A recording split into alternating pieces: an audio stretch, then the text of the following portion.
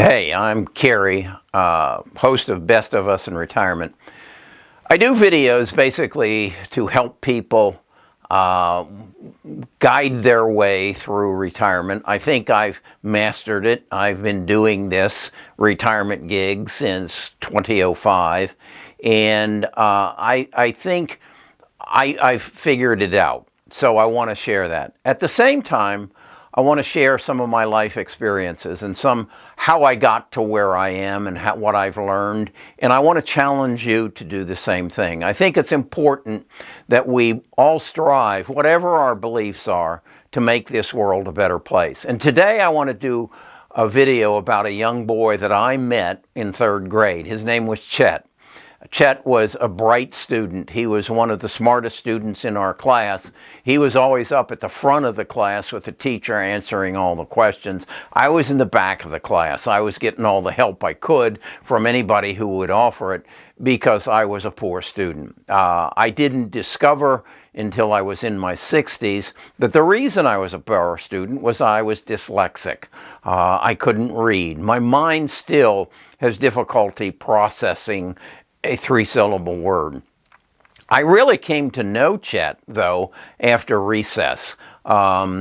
In third grade, we'd be let to go out to recess, and then the teachers would bring us in, and we'd all have a rug, and we'd put it down on the gymnasium floor, and we'd lay on the gymnasium floor on our rug until we calmed down before we went back to class. And next to me, Chet sought me out. He dropped his rug next to mine, and we used to chat, and then one day he asked me a question, which kind of stunned me. He asked me if my dad hit me.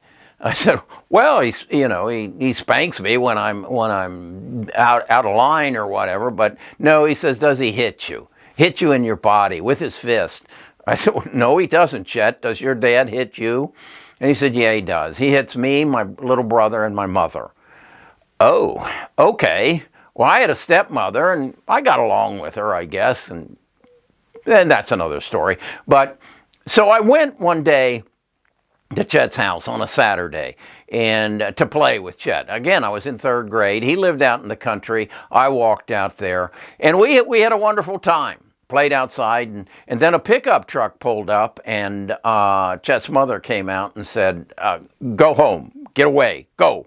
And so I left, and then the next time I encountered Chet, other than in the gymnasium floor, was I got called into the principal's office. I quite often got called into the principal's office, so this wasn't unique. But my dad was there. And as it turned out, Chet's younger brother had accused me of hitting him and bruising him. He had bruises all over his arms. The teacher had seen it. He had a bruise on his eye. And they asked how'd that happen, and they said Kerry Grinkmeyer did it. And so I got called into the principal's office. Chet came to my rescue and said he didn't do it, my dad did it. Well, shortly thereafter, Chet disappeared. What I realized was Chet's mother got a restraining order against their father. And I learned when we got to high school, when I reacquainted myself with Chet, we came together. He ended up in a different grammar school and a different junior high, and we ended up in the same high school, and he told me that his father had been thrown away. So the next time, and then I lost track with Chet, and then I came across Chet. Now that's not really Chet, but that's a guy that I now have connected to who Chet was. This is a guy who lost touch with life. He was probably smart like Chet was, but he didn't have any motivation. Chet had no motivation. Again, a good student, but he didn't participate in sports. He didn't participate in drama, and I understand why. He had a problem he was carrying. And that takes me to the thumbnail of my YouTube channel or my video today. And that is 40% of Americans live on only Social Security. And I think when you and I hear that, we need to take responsibility for that. Why is that? Well, number one, they aren't financially literate. We were taught as baby boomers to accumulate cash flow so that we could buy stuff. and not to generate wealth, not to create wealth. And that's what I want this channel to be, to help people see the difference and make good choices in their life. Now, as I look at it, that could have been me. I was, as I say, I was dyslexic. I went through school, but I was good in sports, and I have to give credit to my father at that. He encouraged me to play Little League. He encouraged me to go out for 8th grade track, and I turned out to be a pretty fast kid.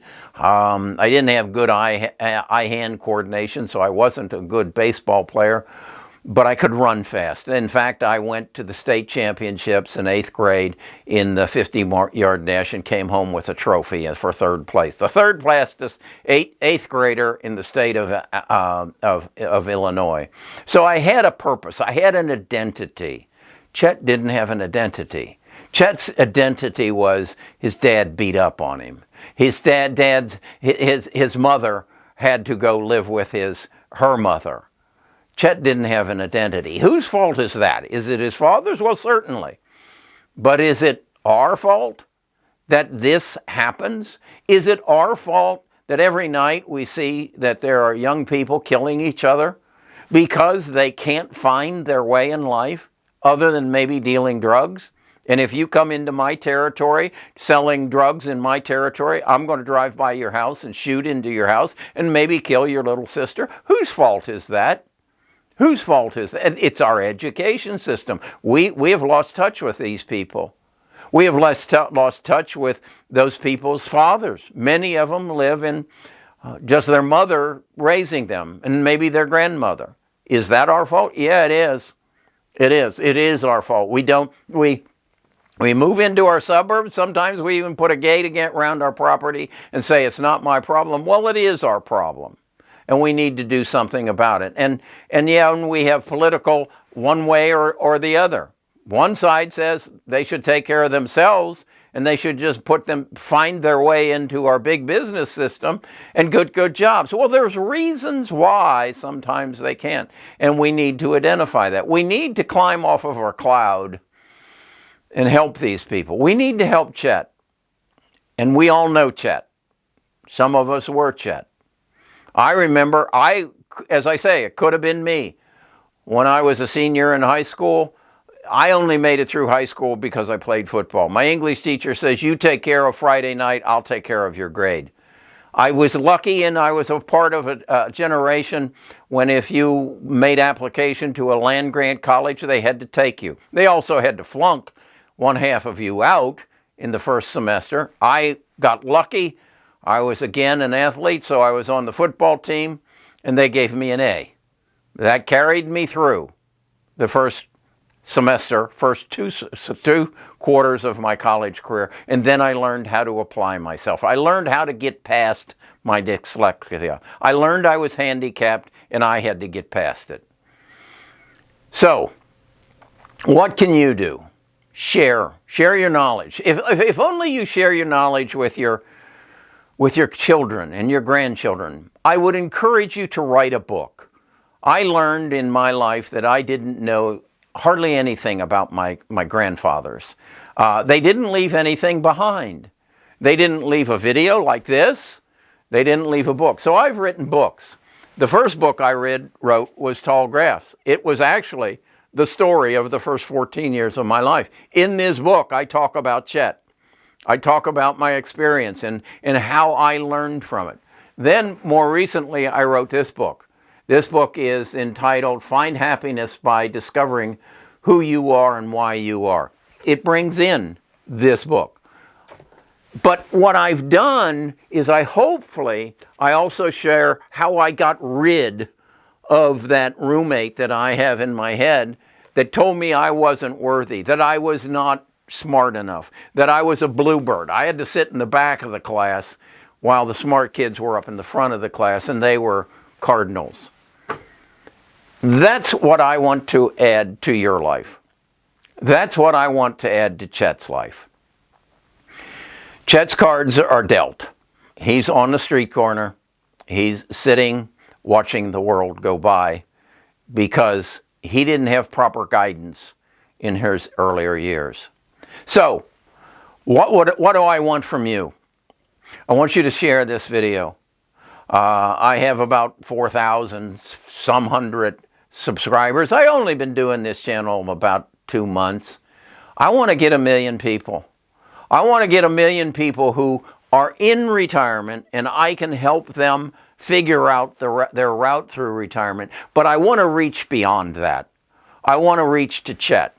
I want to reach to you to help Chet. The Chet that is in 3rd grade now and needs some guidance. Maybe you can just go to the school and say, hey, I'd like to be a counselor. This is what I know. This is what I can do. Can I be of some help? You're retired. You got time. If you do have time, volunteer. Go find Chet and help him. You don't need to go to the street corner. Go to the 3rd grade class. Maybe you'll find me laying on a rug. Maybe you'll find me in Mrs. Anderson. She was our principal. Maybe you'll find me in her office, and you can give me some guidance. You've got life experience. You've got knowledge. Share it. Be a part of this society and lay on your deathbed and say, be able to say, I made the world a better place because I shared. Okay? Do that for me. Join it. If this is something that brings value to your life, support the channel. Click the join and they'll walk you through it. And then share this video with anybody that you think it could help and you could help. Talk to you again soon.